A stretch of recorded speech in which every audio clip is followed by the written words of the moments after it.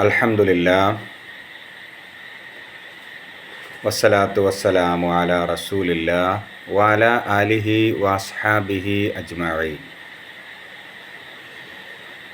റബ്ബിശ്റഹ് ലി സ്വദ്രി വയസ്സിർ ലി അംരി വഹ്ലുൽ ഉഖ്ദതം മിൻ ലിസാനി യഫ്ഖഹു ഖൗലി. അപ്പോൾ നമുക്ക് ഇൻഷാ അല്ലാഹ് 8-ാമത്തെ ആയത്ത് മുതൽ പഠിക്കാൻ ശ്രമിക്കാം. സൂറത്ത് അൽ മുർസലാത്ത്. ബിസ്മില്ലാഹിർ റഹ്മാനിർ റഹീം. വഇദസ് സമാഉ ഫുരിജത്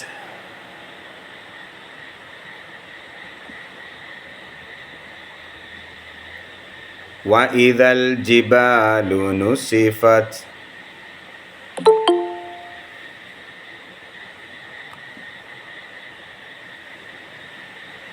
വഇദർ റുസുലു ഉഖ്തിതത് ലിഅയ്യി യൗമിൻ ഉജ്ജിലത് ലിയൗമിൽ ഫസ്ലി വമാ അദ്റാക മാ യൗമുൽ ഫസ്ൽ.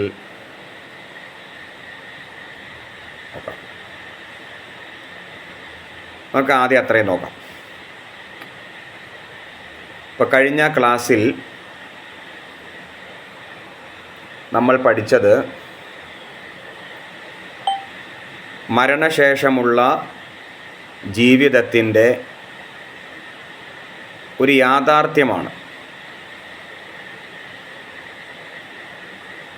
7-ാമത്തെ ആയത്തിൽ ഇന്നമാ തുഅദൂന ലവാഖിഅ, എന്താ അതിൻ്റെ അർത്ഥം? തീർച്ചയായിട്ടും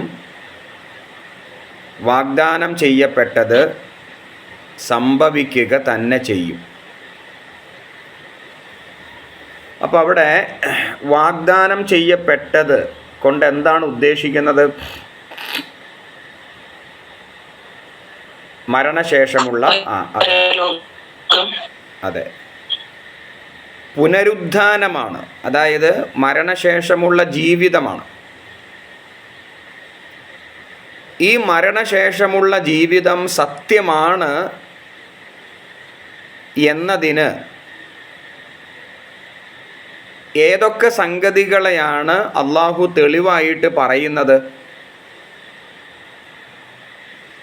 ഒന്നാമതായിട്ട് തുടർച്ചയായി അല്ലെങ്കിൽ നന്മയായിക്കൊണ്ട് അഴിച്ചുവിടപ്പെട്ടത്. വൽ മുർസലാത്തി ഉറുഫ എന്ന ആയത്ത് അല്ലേ? ഒന്നാമത്തെ തെളിവ് അതാണ്. എന്ത്? ഫൽ മുർസലാത്തി ഉറുഫ, തുടർച്ചയായി അല്ലെങ്കിൽ നന്മയായിക്കൊണ്ട് അഴിച്ചുവിടപ്പെട്ടത്. അഥവാ കാറ്റാണ് അവിടെ ഉദ്ദേശിക്കുന്നത്. രണ്ടാമതായിട്ടോ അൽ ആസിഫാത്തി അസ്ഫ, കൊടുങ്കാറ്റായി അടിച്ചു വീശുന്നത്.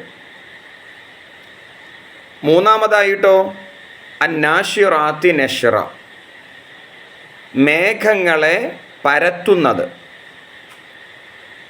നാലാമതായിട്ടോ അൽ ഫാരിഖാത്തി ഫർഖ,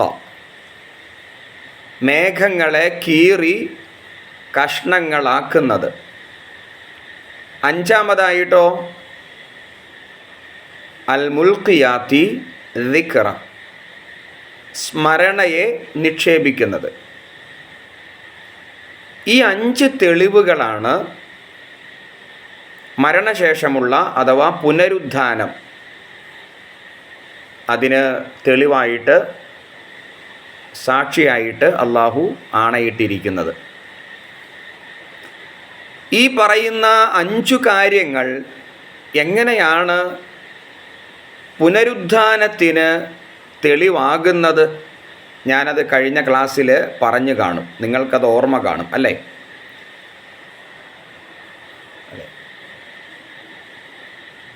അതായത് ചുരുക്കി പറഞ്ഞാൽ, ഒന്നുകൂടി ആവർത്തിച്ചു പറഞ്ഞാൽ, എത്ര വ്യവസ്ഥാപിതമായിട്ടാണ് ഇതൊക്കെ ചലിച്ചുകൊണ്ടിരിക്കുന്നത്? നമ്മൾ ഈ പ്രകൃതിയിലേക്ക് നോക്കിയാൽ എവിടെയും ഉത്തരവാദിത്വമില്ലാതെ അലസമായിട്ട് സൃഷ്ടിക്കപ്പെട്ട ഒന്നിനെയും കാണുന്നില്ല. എല്ലാത്തിനും അതിൻ്റേതായ കടമകളും ഉത്തരവാദിത്വങ്ങളും ഒക്കെയുണ്ട്. എല്ലാത്തിനും അതിൻ്റേതായ വ്യവസ്ഥയും ക്രമവുമുണ്ട്. അങ്ങനെയാണെങ്കിൽ മനുഷ്യൻ്റെ സൃഷ്ടിപ്പ് മാത്രം ഉത്തരവാദിത്വങ്ങളില്ലാതെ എങ്ങനെയൊക്കെയോ ജീവിച്ച് മരിച്ചു മണ്ണടിഞ്ഞു പോകാൻ വേണ്ടി മാത്രം അള്ളാഹു സൃഷ്ടിക്കുമോ? ഇതാണ് ചോദ്യം. അപ്പോൾ തീർച്ചയായിട്ടും മനുഷ്യ ജീവിതം എന്നത് ഉത്തരവാദിത്വമുള്ള, കണക്ക് ബോധിപ്പിക്കേണ്ട,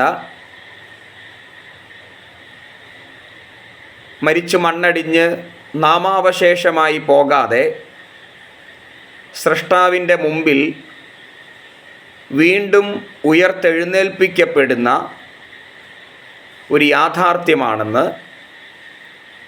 ഈ പ്രപഞ്ചത്തിലുള്ള ദൃഷ്ടാന്തങ്ങളെ മുൻനിർത്തി അള്ളാഹു നമ്മെ പഠിപ്പിക്കുന്നു. ഇതാണ് നമ്മൾ കഴിഞ്ഞ ക്ലാസ്സിൽ 7 വരെ ആയത്തിൽ പഠിച്ചത്. അതിന് 5 പോയിൻ്റുകളാണ്, അഥവാ 5 പോയിൻ്റ് എന്ന് പറയുമ്പോൾ 5 ദൃഷ്ടാന്തങ്ങളെയാണ് അള്ളാഹു എടുത്തു വച്ചത്. നമുക്കിനി അടുത്ത ആയത്തിലേക്ക് വരാം.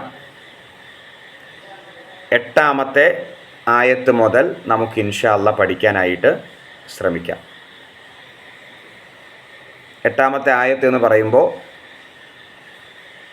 ഫഇദൻ നുജൂമു തുമിസത്, അതാണ് ആയത്ത്. എന്താ അതിൻ്റെ അർത്ഥം പറയുമ്പോൾ? നുജൂം എന്ന് പറഞ്ഞാൽ നജ്മ് അതിൻ്റെ ബഹുവചനമാണ്. നജ്മ് എന്ന് പറഞ്ഞാൽ നക്ഷത്രം എന്നാണ് അതിൻ്റെ അർത്ഥം. നുജൂം എന്ന് പറയുമ്പോൾ നക്ഷത്രങ്ങൾ. തുമിസത് അടുത്ത വാക്ക് ത്വമസ. ത്വമസ എന്ന് പറഞ്ഞാൽ ഇങ്ങനെ തുടച്ച് മാറ്റി എന്ന അതിൻ്റെ അർത്ഥം. തുടച്ച് മാറ്റി. അപ്പോൾ തുമിസ എന്ന് പറയുമ്പോൾ തുടച്ച് മാറ്റപ്പെടുന്നത്,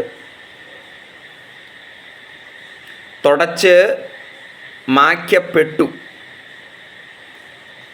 ഫഇദൻ നുജൂമു തുമിസത്, നക്ഷത്രങ്ങൾ തുടച്ച് മായ്ക്കപ്പെടുമ്പോൾ, അതിൻ്റെ ഒന്നിച്ചർത്ഥം അങ്ങനെയാണ്. നക്ഷത്രങ്ങൾ തുടച്ച് മായ്ക്കപ്പെടുമ്പോൾ, അല്ലെങ്കിൽ അതിന് വേറെയും അർത്ഥം പറയാം. ഇപ്പോൾ സാധാരണയായിട്ട് ഈ തുടച്ച് മായ്ക്കപ്പെടുക എന്ന് പറഞ്ഞാൽ അതിൻ്റെ അർത്ഥം എന്താ? കെട്ടുപോവുക എന്നാണ്, അണഞ്ഞു പോവുക എന്നതിൻ്റെ അർത്ഥം. ഇപ്പം നക്ഷത്രങ്ങൾ കെട്ടുപോയാൽ അല്ലെങ്കിൽ അണഞ്ഞു പോയാൽ, അതുകൊണ്ട് എന്താ ഉദ്ദേശിക്കുന്നത്? നക്ഷത്രങ്ങളൊക്കെ കെട്ടണഞ്ഞ് പ്രകാശശൂന്യമായിട്ട് തീരുന്നു. ഇനി അടുത്ത ആയത്ത് നമുക്ക് ചർച്ച ചെയ്യാം. കുറച്ച് ആയത്ത് ഇങ്ങനെ എടുത്ത് നമുക്ക് ചർച്ച ചെയ്യാം. വഇദ സമാഉ ഫുരിജത്. സമാ ഒക്കെ നേരത്തെ നമ്മൾ പഠിച്ച വാക്കുകളാണ്. സമാ എന്ന് പറഞ്ഞ അർത്ഥം എന്താ? ആകാശം. ഫുരിജ എന്താണ്? ഫുരിജ എന്ന് പറഞ്ഞാൽ ഇങ്ങനെ പിളർത്തപ്പെട്ടു എന്ന് അതിൻ്റെ അർത്ഥം. പിളർത്തപ്പെട്ടു. ആകാശം പിളർത്തപ്പെട്ടാൽ, ആകാശം പിളർത്തപ്പെട്ടാൽ എന്താണ് ആകാശം പിളർത്തപ്പെടുക എന്നതിൻ്റെ ഉദ്ദേശ്യം? ഇപ്പോൾ നമ്മളൊക്കെ സാധാരണ മനസ്സിലാക്കി വച്ചിട്ടുള്ളത്, ബാക്കി നമുക്കറിയില്ല, ഈ പ്രപഞ്ചത്തിലെ സകല വസ്തുക്കളെയും അവയുടെ പരിധിയിൽ അടക്കി വയ്ക്കുകയും നക്ഷത്രങ്ങളെയും മറ്റ് ഗോളങ്ങളെയും അവയുടെ ഭ്രമണപഥത്തിൽ നിലനിർത്തുകയും ചെയ്യുന്ന ഉപരിലോകം ഉണ്ടല്ലോ, ആ ഉപരിലോകത്തെയാണ് നമ്മൾ ആകാശം എന്ന് പറയുന്നത്. ആ ആകാശം, അതാണ് ഈ നക്ഷത്രങ്ങളെ പിടിച്ചു നിർത്തുന്നത്. അഥവാ ആ ഉപരിലോകമാണ് ഈ ഗോളങ്ങളെയും നക്ഷത്രങ്ങളെയും അതിൻ്റെ ഭ്രമണപഥത്തിൽ പിടിച്ചു നിർത്തുന്നത് ഉപരിലോകമാണ്. ആ ഉപരിലോകത്തെയാണ് നമ്മൾ ആകാശം എന്ന് വിളിക്കുന്നത്. അപ്പോൾ ഈ ആകാശം അതിനെ പിടിച്ചു നിർത്തുന്നു. ആ ബന്ധനാവസ്ഥ അഥവാ ആ പിടിച്ചു നിർത്തൽ ശിഥിലമാവുന്നു. അതിൻ്റെ കെട്ടുകളൊക്കെ അഴിഞ്ഞു വീഴുന്നു. പിന്നെന്താ അവിടെ സംഭവിക്കുക? ഒരു സൂറയിൽ ഇപ്രകാരം അള്ളാഹു പറയുന്നുണ്ട്, വഇദൽ കവാകിബുൻ തസറത്. മറ്റൊരു സൂറയിൽ പറയുന്നതാണ്, വഇദൽ കവാകിബുൻ തസറത്. നക്ഷത്രങ്ങൾ ഉതിർന്നു വീഴുമ്പോൾ, ഇൻതസറ എന്ന് പറഞ്ഞാൽ ഉതിർന്നു വീഴുക. ഇപ്പം ലോകാവസാനത്തെ സംബന്ധിച്ചാണ് ഇവിടെ പറയുന്നത്. അപ്പം നക്ഷത്രങ്ങൾ കെട്ടുപോവുകയും ആകാശം പിളർക്കപ്പെടുകയും. ഇനിയുണ്ട്, അടുത്ത ആയത്ത് നോക്കാം. അടുത്ത ആയത്തിൽ വഇദൽ ജിബാലു നുസിഫ. ജബല് ജിബാലൊക്കെ നമുക്ക് അർത്ഥം അറിയാലോ. പർവ്വതം എന്താ സംഭവിക്കുക? ഉടയ്ക്കപ്പെടുകയും. നുസിഫ എന്ന് പറഞ്ഞാൽ ഇങ്ങനെ ഉടയ്ക്കുക. ഉടയ്ക്കുക എന്ന് പറഞ്ഞാൽ ഇങ്ങനെ പൊടിയാക്കുക. വലിയ വലിയ പാറകളാണ് പർവ്വതങ്ങൾ. ഈ പർവ്വതങ്ങളൊക്കെ പൊടിമണ്ണ് പോലെ ഉടയ്ക്കപ്പെടുകയും ചെയ്യുമ്പോൾ. ഇപ്പം എന്തൊക്കെയാണ് പറഞ്ഞത്? ഞാൻ ഒന്നുകൂടി അർത്ഥം പറയാം, ഒന്നിച്ച് പറയുമ്പോൾ. നക്ഷത്രങ്ങൾ കെട്ടുപോവുകയും ആകാശം പിളർക്കപ്പെടുകയും പർവ്വതം ഉടയ്ക്കപ്പെടുകയും. ഇനിയുണ്ട്, ഒരായത്ത് കൂടി ഉണ്ട്. അതോടെ നോക്കിയാൽ അതിൻ്റെ അർത്ഥം ഒന്ന് പൂർത്തിയാവും. വഇദാ റുസുലു ഉഖിതത്. 11ാമത്തെ ആയത്താണ്. റുസുൽ എന്ന് പറഞ്ഞാൽ എന്താ? റസൂലിൻ്റെ ബഹുവചനാണ് റുസുൽ. ദൈവദൂതന്മാർ, ദൈവദൂതന്മാർ, അതാണ് റുസുൽ. റസൂല് അതിൻ്റെ ബഹുവചനമാണ് റുസുൽ. ഈ ദൈവദൂതന്മാർ ഉഖിതത്. ഉഖിതത്, ഈ ഉഖിതത്ത് എന്ന് പറഞ്ഞാൽ വഖത്ത്. വഖത്ത് എന്ന് പറഞ്ഞാൽ സമയം. അപ്പോൾ ഉഖിതത്ത് എന്ന് പറഞ്ഞാൽ അവർക്ക് സമയം നിർണയിക്കപ്പെട്ടു.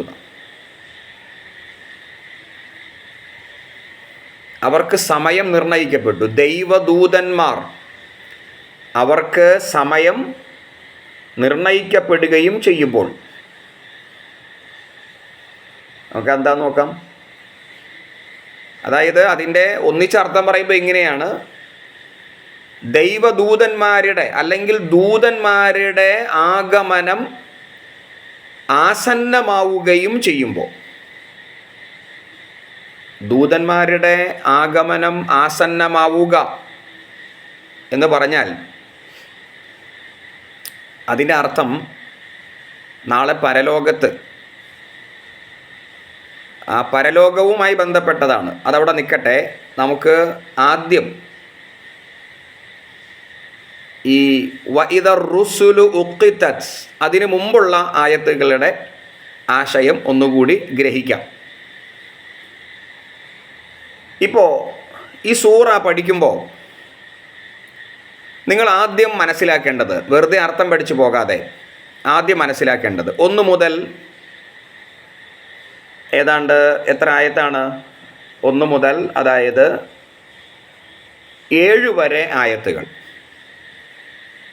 1 മുതൽ 7 വരെ ആയത്തുകളിൽ അള്ളാഹു എന്താണ് പറയുന്നത്? പുനരുദ്ധാനം ഒരു യാഥാർത്ഥ്യമാണ്, സത്യമാണ്. അതിന് അള്ളാഹു 5 സാക്ഷികളെ കൊണ്ടുവന്നു.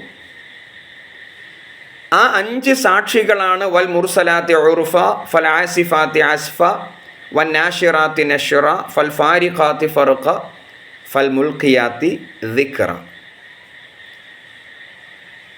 കാറ്റുകളാണ് ഉദ്ദേശിക്കുന്നത്. ഈ 5 സാക്ഷികളെ അഥവാ ഈ പ്രകൃതിയിൽ നമ്മൾ ദിനേന കണ്ടുകൊണ്ടിരിക്കുന്ന വ്യത്യസ്ത തരം കാറ്റുകളെ എടുത്തു വച്ചിട്ട് ഉദാഹരിച്ചുകൊണ്ടാണ് അല്ലാഹു സുബ്ഹാനഹു വ തആല പുനരുദ്ധാനം അഥവാ മരണശേഷമുള്ള ജീവിതം ഒരു യാഥാർത്ഥ്യമാണ്, സത്യമാണ് എന്ന് പറഞ്ഞിരിക്കുന്നത്. നിങ്ങൾ എത്രത്തോളം അത് മനസ്സിലാക്കിയിട്ടുണ്ട് എന്ന് എനിക്കറിയില്ല. പക്ഷെ അത് അങ്ങനെ തന്നെ പഠിക്കണം. വെറുതെ പദാനുപദ അർത്ഥവും വാക്കർത്ഥവും മാത്രം പഠിച്ചിട്ട് കാര്യമില്ല. അതിൻ്റെ ആശയത്തിലേക്ക് ഇറങ്ങി വരണം. ഞാൻ കഴിഞ്ഞ ക്ലാസ്സിൽ അത് കൃത്യമായിട്ട് പറഞ്ഞതാണ്. നിങ്ങൾക്കത് മനസ്സിലായിട്ടുണ്ടാകും എന്ന് വിചാരിക്കുന്നു. അപ്പോൾ 1 മുതൽ 7 വരെ ആയത്തിൽ അത് പറഞ്ഞല്ലോ. ഒരു സംഗതി ഉണ്ട് എന്ന് നമുക്ക് വ്യക്തമായി. വളരെ കൃത്യമായ തെളിവെടുത്ത് വച്ചിട്ടാണ് അള്ളാഹു പറയുന്നത്. ഇനി 8 മുതൽ 10 വരെ ആയത്തുകൾ. ഫഇദൻ നുജൂമു തുമിസത് വഇദസ് സമാഉ ഫുരിജത് വഇദൽ ജിബാലു നുസിഫത്. 8 മുതൽ 10 വരെ ആയത്തുകൾ. ഇവിടെ അള്ളാഹു പറയുന്നത് ലോകാവസാനത്തെ സംബന്ധിച്ചാണ്,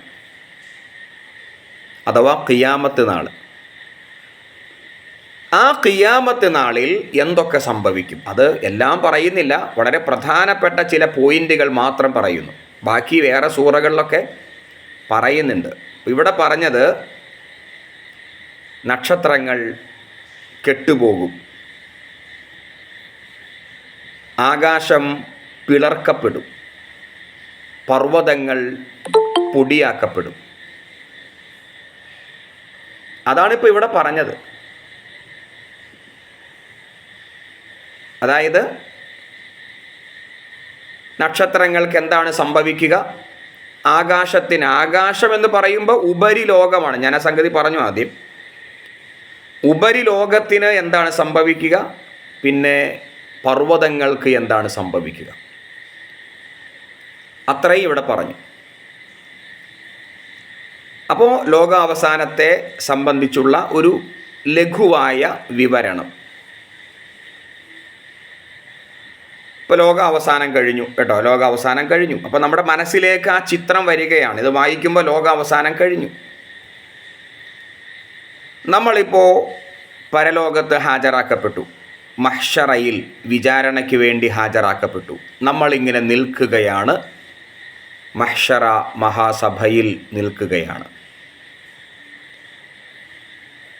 ആ സന്ദർഭത്തിൽ നടക്കുന്ന കാര്യമാണ് 11-ാമത്തെ ആയത്തിൽ പറയുന്നത്. വഇദർ റുസുലു ഉഖ്തിതത്, പ്രവാചകന്മാർ അഥവാ ദൈവദൂതന്മാർ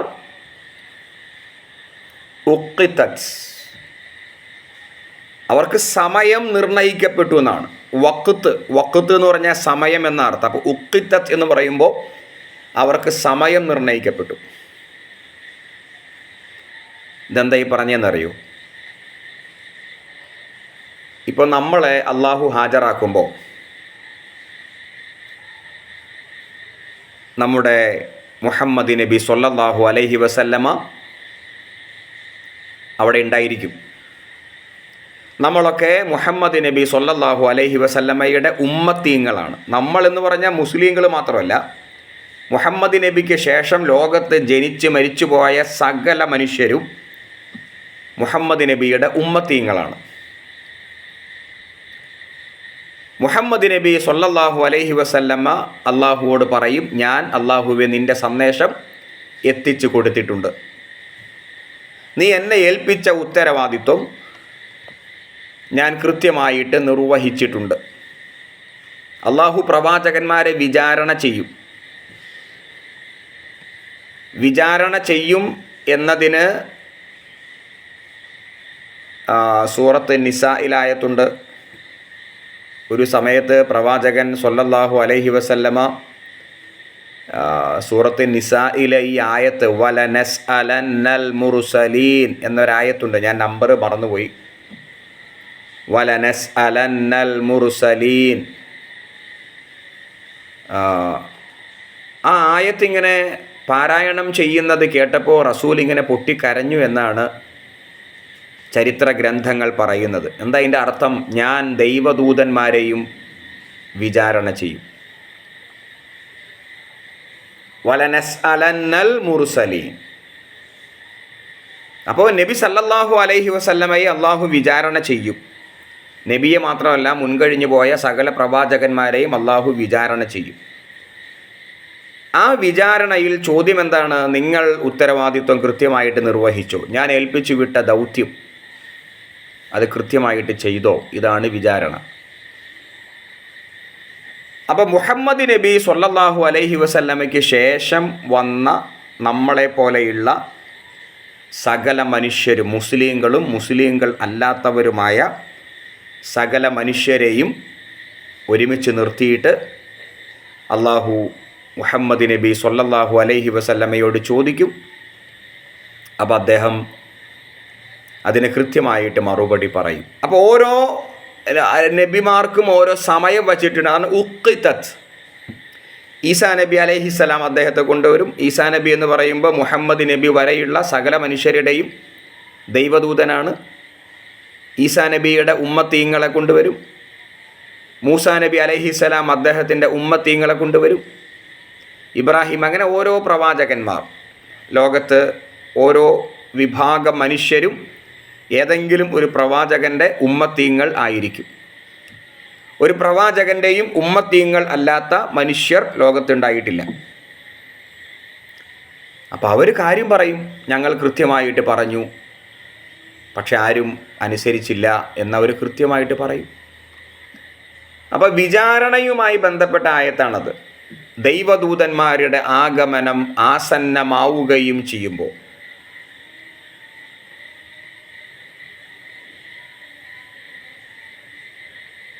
ശരി. അപ്പോൾ ദൈവദൂതന്മാരുടെ ആഗമനം ആസന്നമാവുകയും ചെയ്യുമ്പോൾ ആ വാഗ്ദത്തം സാക്ഷാത്കരിക്കപ്പെടുന്നു. അതായത് അള്ളാഹു പറഞ്ഞ വാക്ക് സത്യമായിട്ട് പുലരുന്നു. അള്ളാഹു പറഞ്ഞ വാക്ക് സത്യമായിട്ട് പുലരുന്നു. അപ്പോൾ നിങ്ങൾക്കത് മനസ്സിലാകും. ഇപ്പോൾ നിഷേധിക്കുന്നവർക്ക് അന്നത് ബോധ്യമാകും എന്നാണ് പറഞ്ഞവിടെ നിർത്തിയിരിക്കുന്നത് ഇൻഷാ അല്ലാഹ്. അപ്പോൾ നിങ്ങൾക്ക് ആ പോയിന്റുകളൊക്കെ മനസ്സിലാവണം. ഞാൻ പറഞ്ഞല്ലോ, 1 മുതൽ 7 വരെ ആയത്തിൽ എന്ത് പറയുന്നു, 8 മുതൽ 10 വരെ ആയത്തിൽ എന്ത് പറയുന്നു, 11-ാമത്തെ ആയത്തിൽ എന്ത് പറയുന്നു, അത് മനസ്സിലാക്കിയിട്ട് വേണം പഠിക്കാനായിട്ട്. എല്ലാവർക്കും അത് ക്ലിയർ ആയില്ലേ? സംശയമൊന്നും ആർക്കും ഇല്ലല്ലോ? ഇല്ലെങ്കിൽ നമുക്ക് അടുത്ത ആയത്തിലേക്ക് വരാം.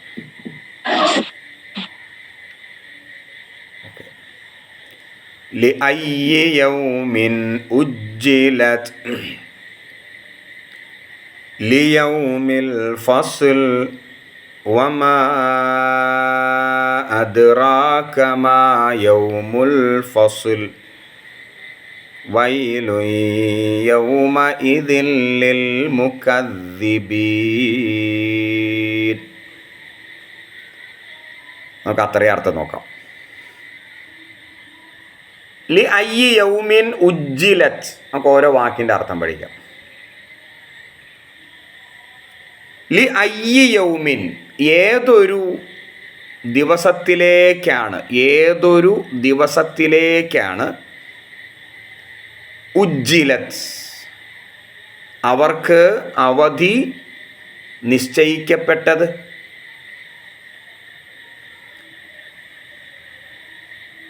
ഏതൊരു ദിവസത്തിലേക്കാണ് അവർക്ക് അവധി നിശ്ചയിക്കപ്പെട്ടത്? ഇതൊരു ചോദ്യമാണ്. ആ ചോദ്യത്തിൻ്റെ ഉത്തരമാണ് അടുത്ത ആയത്ത്. ലിയൗമിൽ ഫസ്ൽ. ലിയൗമിൽ ഫസ്ൽ. ലിയൗം എന്ന് പറഞ്ഞാൽ ദിവസത്തിലേക്ക്, അൽ ഫസ്ൽ വിധി തീർപ്പിൻ്റെ. അപ്പോൾ എന്തായി പറഞ്ഞതിൻ്റെ അർത്ഥം? അതായത് നമ്മളിപ്പോൾ ജീവിച്ചുകൊണ്ടിരിക്കുന്നു. നമ്മളിപ്പോൾ ജീവിച്ചിട്ട് നമുക്ക് ഒരു അവധി നിശ്ചയിക്കപ്പെട്ടിട്ടുണ്ട്. ആ അവധി വിധി തീർപ്പിൻ്റെ ദിനത്തിലേക്കാണ്. അവസാനം നമ്മൾ ചെന്നെത്തുന്നത് ആ വിധി തീർപ്പിൻ്റെ ദിവസത്തിലേക്കാണ്. മരിച്ച് ഖബറിൽ ചെന്ന് അള്ളാഹ് ഉദ്ദേശിക്കുന്ന ഒരു സമയത്ത് വിധി തീർപ്പിൻ്റെ ആ ദിവസത്തിലേക്ക് നമ്മൾ ചെന്നെത്തുന്നു. അങ്ങനെ ചെന്നെത്താതെ ഒരു മനുഷ്യനും രക്ഷപ്പെടുക സാധ്യമല്ല. വമാ അദ്റാക മാ യൗമുൽ ഫസ്ൽ. വമാ അദ്റാക, നിനക്കറിയാമോ മാ യൗമുൽ ഫസ്ൽ, എന്താണ് വിധി തീർപ്പിൻ്റെ ദിനമെന്ന്? എന്താണ് വിധി തീർപ്പിൻ്റെ ദിനമെന്ന് നിനക്കറിയാമോ? ഇത് വിശുദ്ധ ഖുർആനിലെ ഒരു ശൈലിയാണ്. അതായത് ചോദ്യങ്ങൾ ചോദിക്കുക, ഉത്തരം അള്ളാഹു തന്നെ പറയുക. മനുഷ്യ ഹൃദയങ്ങളെ അള്ളാഹു ഉദ്ദേശിക്കുന്ന ആ സംഗതി കുറച്ച് ആഴത്തിൽ മനുഷ്യൻ്റെ ഹൃദയത്തിലേക്ക് വരാൻ വേണ്ടി അള്ളാഹു സ്വീകരിച്ച വിശുദ്ധ ഖുർആനിലെ ഒരു ശൈലിയാണത്. വമാ അദ്റാക മാ യൗമുദ്ദീൻ. ഇത് വേറെയും ആയത്തുകൾ അങ്ങനെയുണ്ട്. വമാ അദ്റാക, അല്ലേ? വമാ അദ്റാക മാ, അങ്ങനെയുണ്ട്. വേറെ ആയത്തുകൾ അങ്ങനെ ഉണ്ടാവും, നിങ്ങൾക്ക് അറിയായിരിക്കും അതൊക്കെ. അപ്പോൾ ഇവിടെ അള്ളാഹു തന്നെ ചോദിക്കുകയാണ് വമാ അദ്റാക മാ യൗമുൽ ഫസ്ൽ. അപ്പോൾ എന്താ പറഞ്ഞത്? നമ്മുടെ ഈ ജീവിതം ആരും കാണാനില്ലാതെ, ആരും നിയന്ത്രിക്കാനില്ലാതെ വെറുതെ അങ്ങനെ പോയിക്കൊണ്ടിരിക്കുകയല്ല. കൃത്യമായ പ്ലാനിങ്, കൃത്യമായ മേൽനോട്ടം അള്ളാഹുവിൻ്റേതായിട്ടുണ്ട്. നമ്മൾ ഇങ്ങനെ സഞ്ചരിച്ച് മരിച്ച് മണ്ണടിഞ്ഞ് അവസാനം അള്ളാഹുവിൻ്റെ യൗമുൽ ഫസ്ൽ, ആ വിധി തീർപ്പിലേക്ക് നമ്മൾ എത്തിച്ചേരും. അഥവാ വിചാരണയിലേക്ക്, മഹ്ശറ, ആ കോടതിയിലേക്ക് നമ്മൾ എത്തിച്ചേരും. ആ കോടതിയിൽ, അതാണ് അടുത്ത ആയത്ത്, അതെന്താണെന്ന് നിനക്കറിയുമോ? ആ കോടതി, അവിടുത്തെ വിധി തീർപ്പ് അതെന്താണെന്ന് നിനക്കറിയുമോ? അള്ളാഹു തന്നെ ഉത്തരം പറയുന്നു. അതായത് വൈലുൻ യൗമഇദിൻ ലിൽ മുകദ്ദിബീൻ. വൈലുൻ, അന്ന് മഹാനാശം. വൈലുൻ, അന്ന് മഹാനാശം. ആർക്കാണ് നാശം? യൗമഇദിൻ എന്ന് പറഞ്ഞാൽ അന്നേ ദിവസം. അൽ മുകദ്ദിബീൻ. അൽ മുകദ്ദിബീൻ എന്ന് പറഞ്ഞാൽ ഇങ്ങനെ തള്ളിപ്പറഞ്ഞവർ, കളവാക്കിയവർ. എന്തിനെ കളവാക്കിയവർ? വിചാരണയെ, പരലോകത്തെ. പ്രവാചകന്മാർ വന്ന് പറഞ്ഞപ്പോൾ, നമ്മളെപ്പോലെയുള്ള പ്രബോധകർ പറഞ്ഞപ്പോൾ, അങ്ങനെ ഒരു വിചാരണയില്ല, മരിച്ചാൽ അതോടെ ജീവിതം അവസാനിക്കുന്നു, പിന്നെ ഒരു മഹ്ശറ ഇല്ല എന്നൊക്കെ പറഞ്ഞ ആൾക്കാർ ഇപ്പോൾ ഏതാണ്ട്, അല്ലേ? നമ്മൾ ആലോചിച്ച് നോക്കി, മനുഷ്യരെ സംബന്ധിച്ച് പഠിച്ചാൽ ഈ മനുഷ്യർക്കിടയിൽ നമുക്ക് 3 വിഭാഗത്തെ കാണാം. മൊത്തത്തിൽ മനുഷ്യരെക്കുറിച്ച് പഠിക്കുമ്പോൾ മനുഷ്യർക്കിടയിൽ 3 വിഭാഗമുണ്ട്. ഈ പരലോകവുമായി ബന്ധപ്പെട്ടിട്ടോ, പരലോകവുമായി ബന്ധപ്പെട്ട് 3 വിഭാഗം മനുഷ്യരുണ്ട്. ഒന്നാമത്തെ വിഭാഗം എന്ന് പറഞ്ഞാൽ അടിയുറച്ച് വിശ്വസിക്കുന്നവരാണ്. അങ്ങനെ ഒരു പരലോകം ഉണ്ട് എന്ന് അടിയുറച്ച് വിശ്വസിക്കുന്നവരാണ് ഒന്നാമത്തെ വിഭാഗം. രണ്ടാമത്തെ വിഭാഗം എന്ന് പറഞ്ഞാൽ അതിനെ പാടെ നിഷേധിക്കുന്നവരാണ്. അങ്ങനെ ഒരു പരലോകം ഇല്ല എന്ന് പറഞ്ഞിട്ട് അതിനെ പാടെ നിഷേധിക്കുന്നവരാണ് രണ്ടാമത്തെ വിഭാഗം. മൂന്നാമത്തെ വിഭാഗം ഏതാണ്? അങ്ങനെ ഒരു പരലോകം ഉണ്ടോ എന്ന് സംശയിക്കുന്നവരാണ്, അഥവാ സംശയാലുക്കളാണ്. ഈ 3 കൂട്ടരേ ഉള്ളൂ. 4ാമത് ഒരു കൂട്ടർ പരലോകവുമായി ബന്ധപ്പെട്ട് നമുക്കിടയിൽ ഇല്ല. അപ്പോൾ ഈ സംശയിക്കുന്നവർ പറയുന്നത് ഉണ്ട് എന്ന് പറയാനായിട്ട് തെളിവില്ല, ഇല്ല എന്ന് പറയാനായിട്ട് അതിനും തെളിവില്ല. അങ്ങനെ ഒരു സംശയത്തിൻ്റെ ഒരു സേഫ് സോണ് അഥവാ അങ്ങനെ ഇരിക്കാൻ ആഗ്രഹിക്കുന്നവരാണ് 3ാമത്തെ കൂട്ടർ. മഹാഭൂരിപക്ഷവും അവർ തന്നെയാണ്. ധാരാളം മുസ്ലിങ്ങൾ എന്ന് പറയുന്നവരും ഈ 3ാമത്തെ വിഭാഗത്തിലാണ് പെട്ടിരിക്കുന്നത്. ഒരു സേഫ് സോണായിട്ട് അവർ കരുതുകയാണ്. അതായത് ഉണ്ടോ, ഉണ്ടെങ്കിൽ ഉണ്ടാവട്ടെ, ഇല്ലേ, ഇല്ല എന്ന് ഉറപ്പിച്ച് പറയാനും സാധിക്കുന്നില്ല. അങ്ങനെയുള്ളവരാണ് മുസ്ലിം സമുദായത്തിൽ മഹാഭൂരിപക്ഷവും. നമ്മൾ മൊത്തത്തിൽ മുസ്ലിം സമുദായത്തിൻ്റെ ഒരു ചിത്രം എടുക്കുമ്പോൾ എന്തുകൊണ്ട് അവർക്ക് അതിനെക്കുറിച്ച് പഠിച്ചിട്ടില്ല, പണ്ട് മദ്രസയിൽ പോയിട്ട് എന്തൊക്കെയോ പഠിച്ചു എന്നല്ലാതെ പാരമ്പര്യമായിട്ട് ഒരു വിശ്വാസം അങ്ങനെ ഉണ്ട് എന്നല്ലാതെ കൃത്യമായിട്ട് മനസ്സിൽ ഉറപ്പിച്ച് പറയാൻ ആർക്കും സാധിക്കുന്നില്ല. അതിൻ്റെ കാരണം വിശുദ്ധ ഖുർആനിൽ നിന്ന് കാര്യങ്ങളെ മനസ്സിലാക്കാൻ പറ്റാത്തത് കൊണ്ടാണ്. അപ്പം ആദ്യം പറഞ്ഞ വിഭാഗമുണ്ട്, ഏതാണ്? ഉറച്ച് വിശ്വസിക്കുന്നവർ. അവർക്കൊരു പ്രയാസമില്ല. അങ്ങനെ ഒരു പരലോകം ഉണ്ട് എന്ന് ഉറച്ച് വിശ്വസിക്കുകയും അതിനുവേണ്ടി പണിയെടുക്കുകയും ജീവിതത്തെ അതുമായി ബന്ധപ്പെട്ട് സമർപ്പിക്കുകയും ചെയ്തവരുണ്ട്. അവരെ സംബന്ധിച്ച് ഖുർആനിൽ മറ്റൊരു ഭാഗത്ത് പറയുന്നുണ്ട്, ഉജൂഹു യൗമ ഇദിൻ മുസ്ഫിറ ലാഹിഖത്തുൻ മുസ്തബ്ശിറ. ആ ദിവസം അവരുടെ മുഖത്ത് പുഞ്ചിരിയായിരിക്കും, അവരുടെ മുഖത്ത് നല്ല ചിരി ഉണ്ടാകും. ലാഹിഖത്ത് എന്ന് പറഞ്ഞാൽ നല്ല ചിരിയാണ്, മുസ്തബ്ശിറ എന്ന് പറഞ്ഞാൽ പുഞ്ചിരിയാണ്. അപ്പം അവർക്കൊന്നും പേടിക്കാനില്ല. അതേസമയം ബാക്കിയുള്ള 2 വിഭാഗം ഏതാണ്? പാടെ നിഷേധിച്ചവരും സംശയാലുക്കളും. അവരെ സംബന്ധിച്ചാണ് മുഖദ്ദിബീന എന്ന പ്രയോഗം. മുഖദ്ദിബീന, തള്ളിക്കളഞ്ഞവർ. പിന്നെ സംശയാലുക്കൾ,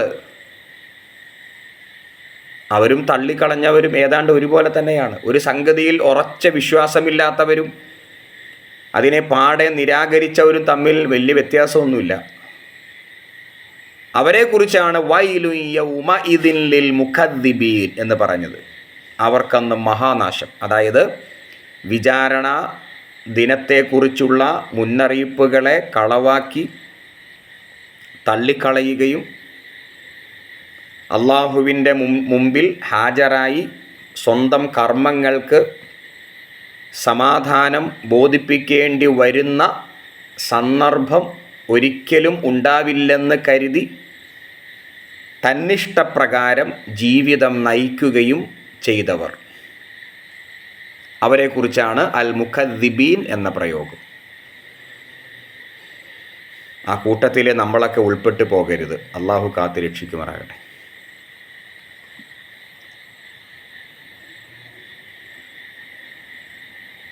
ശരി, നമുക്ക് അടുത്ത ആയത്തിലേക്ക് വരാം.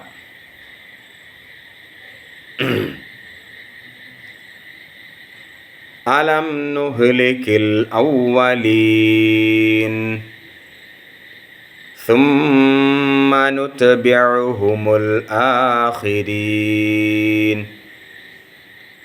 كذلك نفعل بالمجرمين ويل يومئذ للمكذبين.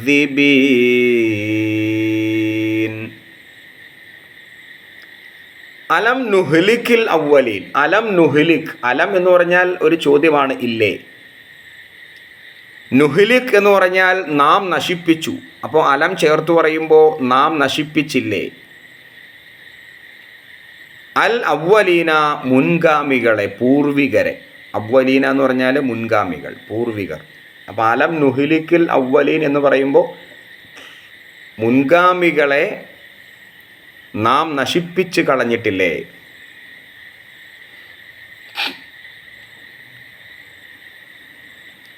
അതെന്താണ് പറഞ്ഞത് നമുക്ക് ചർച്ച ചെയ്യാം. ഇപ്പം അതിൻ്റെ അർത്ഥം പഠിക്കുക ഇൻഷാ അല്ലാഹ് കേട്ടോ. പൂർവികരെ നാം നശിപ്പിച്ച് കളഞ്ഞില്ലേ. അടുത്ത ആയത്ത് നോക്കിയേ. സുമ്മ നുത്ബിഉഹുമുൽ ആഖിരീൻ. ആഖിരീൻ സുമ്മ എന്ന് പറഞ്ഞാൽ പിന്നീട്, നുത്ബിഉഹും അവർക്ക് പിറകെ നാം നശിപ്പിക്കുകയും ചെയ്തു. നുത്ബിഉ എന്ന് പറഞ്ഞാൽ അവർക്ക് പുറകെ. അൽ ആഖരീന എന്ന് പറഞ്ഞാൽ പിൻഗാമികൾ. ആഖരീന എന്ന് പറഞ്ഞാൽ പുറകെ വരുന്നവർ. നുത്ബിഉഹും അവർക്ക് പിറകെ, അവരെ പിൻപറ്റി എന്നൊക്കെ അർത്ഥമുണ്ട്. അതിൻ്റെ അർത്ഥം ഒന്നിച്ച് പറയുമ്പോൾ എങ്ങനെ വരിക? അവർക്ക് പിറകെ പിൻതലമുറകളെയും ഇപ്രകാരം ആക്കുന്നതാണ്. എന്താണ് ഈ പറയുന്ന സംഭവം നമുക്ക് ചർച്ച ചെയ്യാം. ഇപ്പം അതിൻ്റെ അർത്ഥം ഒന്ന് ഗ്രഹിക്കുക.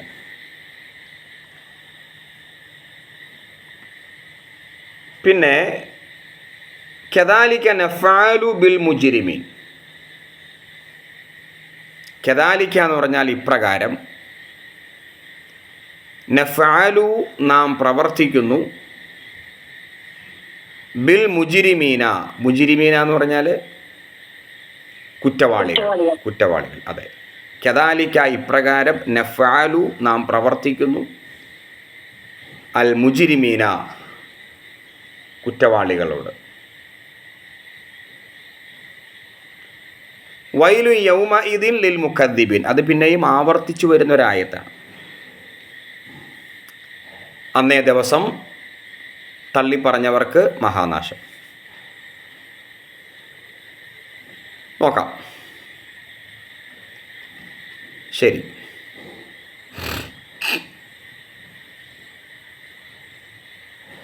ഇവിടെ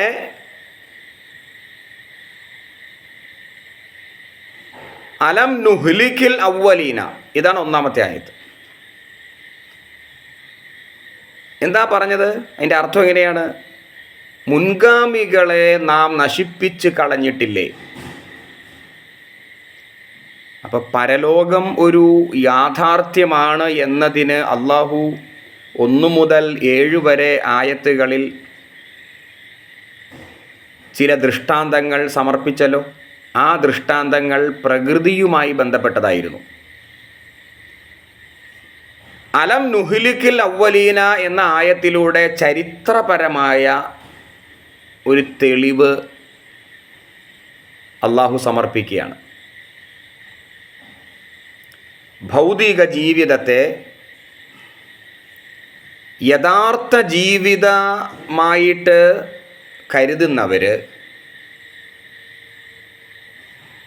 ഈ ജീവിതത്തിൽ പ്രത്യക്ഷപ്പെടുന്ന അനന്തരഫലങ്ങളെ നന്മ തിന്മകളുടെ മാനദണ്ഡമായി ഗണിച്ച് എന്നിട്ട് ധാർമ്മികമായിട്ട് തകർന്ന് ജീവിക്കുമ്പോഴാണ് പടച്ചവൻ്റെ അദാബ് ഉണ്ടാവുക. അതായത് കുറച്ച് ലളിതമായിട്ട് പറഞ്ഞാൽ, മനുഷ്യരുടെ ചരിത്രം നമ്മൾ പഠിക്കുമ്പോൾ ഒരുപാട് തലമുറകളെ അള്ളാഹു നശിപ്പിച്ച് കളഞ്ഞിട്ടുണ്ട്. അതിൻ്റെ കാരണം എന്താണ്? അവർ ധാർമ്മികമായിട്ട് തകരുമ്പോൾ, മോശമായി തീരുമ്പോൾ. ഇപ്പോൾ ഉദാഹരണം പറഞ്ഞാൽ ലൂത്ത് നബി അലൈഹിസ്സലാം, സദൂം എന്ന് പറയുന്ന ഒരു സമൂഹം. ആ സമൂഹത്തെ അള്ളാഹു നശിപ്പിക്കാനുള്ള കാരണം അവർ അനുവർത്തിച്ച മ്ലേച്ഛമായ തിന്മകളാണ്. അപ്പം ആ തിന്മകളുടെ പേരിൽ ഈ ഭൂമുഖത്ത് നിന്ന് തന്നെ അള്ളാഹു അവരെ ഇല്ലാതാക്കി. അപ്പോൾ ഭൗതിക ലോകം മനുഷ്യർക്ക് പൂർണ്ണ അർത്ഥത്തിൽ സുഖവും സന്തോഷവും നൽകുന്നില്ല. അങ്ങനെ നൽകുന്നുണ്ടായിരുന്നുവെങ്കിൽ അവർ നശിപ്പിക്കപ്പെടുമായിരുന്നില്ല.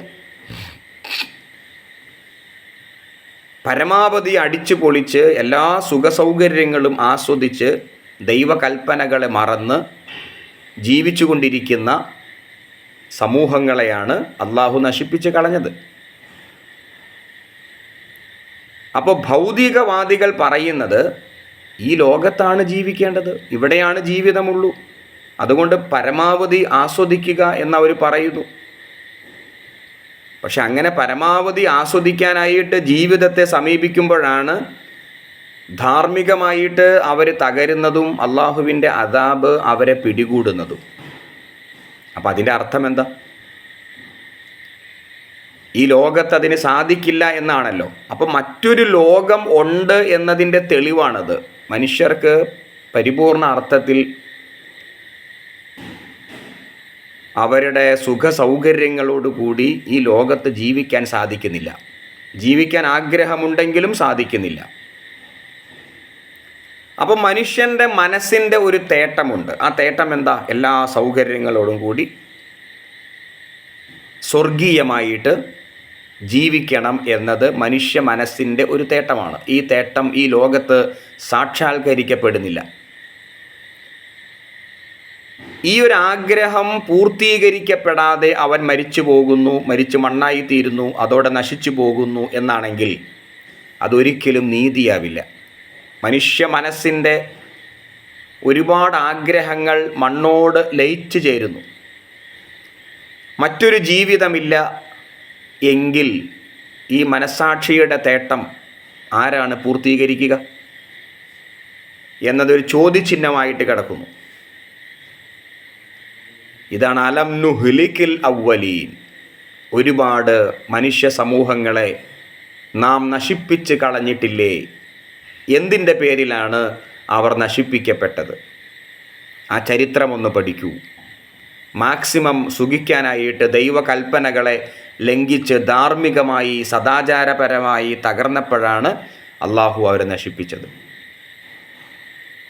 അപ്പോൾ അതിൻ്റെ അർത്ഥം ഈ ലോകത്ത് മാക്സിമം നമുക്ക് എല്ലാ സുഖസൗകര്യങ്ങളോടും കൂടി ജീവിക്കുക എന്നത് അസാധ്യമാണ്.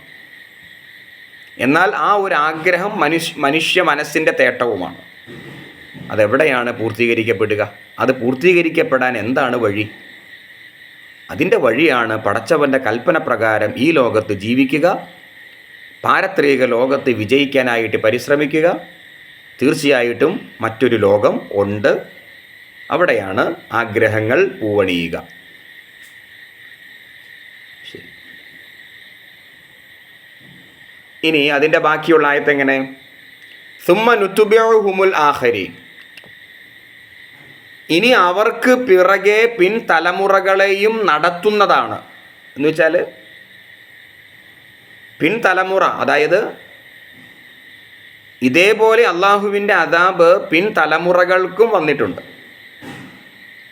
അതെങ്ങനെ വന്നുകൊണ്ടേയിരിക്കുന്നു, ഇപ്പോഴും വരുന്നുണ്ട്, ഭാവിയിലും വരും. അത് ചരിത്രത്തിൽ മാത്രം വന്നുപോയ ഒരു സംഗതിയല്ല. പിൻതലമുറകളെ മനുഷ്യ ചരിത്രത്തിൽ അങ്ങനെ ഒരുപാട് സംഭവിച്ചിട്ടുണ്ട്. പിൻതലമുറകളെയും അള്ളാഹു നശിപ്പിച്ച് കളഞ്ഞിട്ടുണ്ട്. ഇപ്പോഴും ലൈവായിട്ട് ഇപ്പോഴും നശിപ്പിച്ചു കൊണ്ടിരിക്കുന്നു. ഇനി ഭാവിയിലും അത് സംഭവിക്കും. ഇനി വൈലു യൗമ ഇദിൻ ലിൽ മുഖദ്ദിബീൻ. അപ്പോൾ ഇവിടെ ഈ ആയത്ത്, ഈ 16 മുതൽ 17, 18 വരെ ആയത്തുകളുടെ പ്രത്യേകത മരണശേഷമുള്ള ജീവിതത്തിന് ചരിത്രത്തിൽ നിന്ന് ഒരു തെളിവ്, ചരിത്രപരമായ സാക്ഷ്യം എന്ന് പറയും. അപ്പോൾ പ്രകൃതിയുടെ സാക്ഷ്യം, ചരിത്രത്തിൻ്റെ സാക്ഷ്യം. ഇതൊക്കെ നിങ്ങൾക്ക് എത്രത്തോളം മനസ്സിലായി എന്ന് എനിക്കറിയില്ല. എന്നാലും ഈ സൂറ അങ്ങനെയാണ്, കുറച്ച് മനസ്സിലാക്കി തന്നെ പഠിക്കേണ്ട സൂറയാണ്. ഞാൻ ഒന്നുകൂടി പറയാം. തുടക്കത്തിൽ, അതായത് നേരത്തെ പറഞ്ഞിരുന്നു, 1 മുതൽ 7 വരെ ആയത്തുകളിൽ പ്രകൃതിയുടെ സാക്ഷ്യമാണ് പറയുന്നത്. എന്തിന്? മരണശേഷമുള്ള ജീവിതം, പുനരുത്ഥാനം ഒരു സത്യമാണ് എന്നതിന് പ്രകൃതിയുടെ സാക്ഷ്യമാണ് 1 മുതൽ 7 വരെ ആയത്തിൽ പറയുന്നത്. പിന്നീട് 8, 9, 10 അത്രയും ആയത്ത്, 8, 9, 10 അത്രയും ആയത്തിൽ പറയുന്നത് പരലോകത്ത് ചെല്ലുമ്പോൾ ആ മഹ്ശറയിലെ വിചാരണയുമായി ബന്ധപ്പെട്ട ഒരു ആവിഷ്കാരം. അവിടെ നടക്കുന്ന സംഗതി. അവിടെ പ്രവാചകന്മാർ ആഗതരാകുന്നു. എന്നിട്ട് പ്രവാചകന്മാരോട് അള്ളാഹു ചോദിക്കുന്നു, ലോകാവസാനത്തെ സംബന്ധിച്ച് സൂര്യൻ നക്ഷത്രങ്ങൾ അല്ലെങ്കിൽ ആകാശം, പർവ്വതങ്ങൾ, അതിനൊക്കെ എന്ത് സംഭവിക്കുന്നു? അപ്പോൾ ലോകാവസാനവും പുനരുദ്ധാനവും അതാണ് 8, 9, 10, 11 ആയത്തുകളിൽ പറയുന്നത്.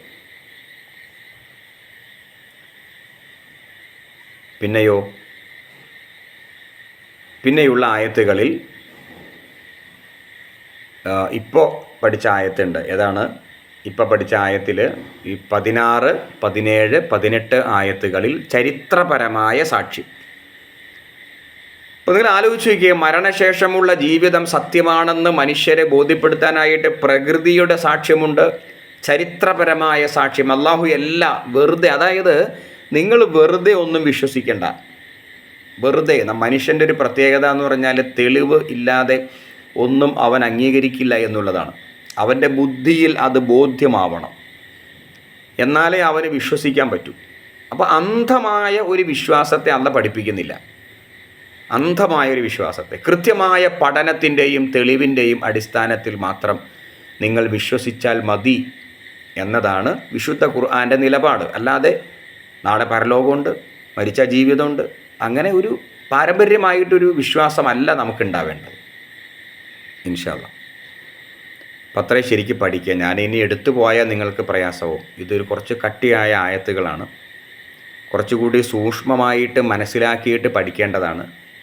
നിങ്ങൾക്ക് ഞാനെടുത്ത ക്ലാസ് മനസ്സിലായിട്ടില്ലെങ്കിൽ പറഞ്ഞാൽ മതി. അടുത്ത ആഴ്ചയിൽ ഒന്നുകൂടി ലളിതമായിട്ട് അത് എടുക്കാനും പറയാനും തയ്യാറാണ് കേട്ടോ.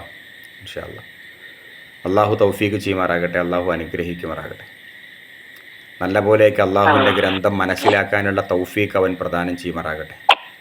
പ്രകൃതി ക്ഷോഭങ്ങളാണ്, പലയിടത്തും ശക്തമായ മഴയാണ്. പലരും, നമ്മുടെ പല സഹോദരങ്ങളൊക്കെ വീടുകളിൽ വെള്ളം കയറിയും അല്ലാതെയും ഒക്കെ വലിയ പ്രയാസപ്പെടുന്നുണ്ട്. മഴക്കെടുതി. അള്ളാഹു എല്ലാ കെടുതികളെ തൊട്ടും നമ്മെ കാത്തുരക്ഷിക്കുമാറാകട്ടെ. അള്ളാഹു അനുഗ്രഹത്തിൻ്റെയും സന്തോഷത്തിൻ്റെയും മഴ നൽകുമാറാകട്ടെ. പക്ഷേ ശിക്ഷയുടെയും ദുരന്തത്തിൻ്റെയും മഴയെ തൊട്ട് അള്ളാഹു നമ്മെ കാത്തുരക്ഷിക്കുമാറാകട്ടെ. അല്ലാഹുമ്മ റബ്ബനാ ആതിനാ ഫിദ്ദുനിയാ ഹസന വഫിൽ ആഖിറതി ഹസനതൻ വഖിനാ അദാബന്നാർ. اللهم ربنا تقبل منا إنك أنت السميع العليم وتب علينا إنك أنت التواب الرحيم. آمين آمين برحمتك يا أرحم الراحمين. എല്ലാവർക്കും അസ്സലാമു അലൈക്കും വറഹ്മത്തുള്ളാഹി.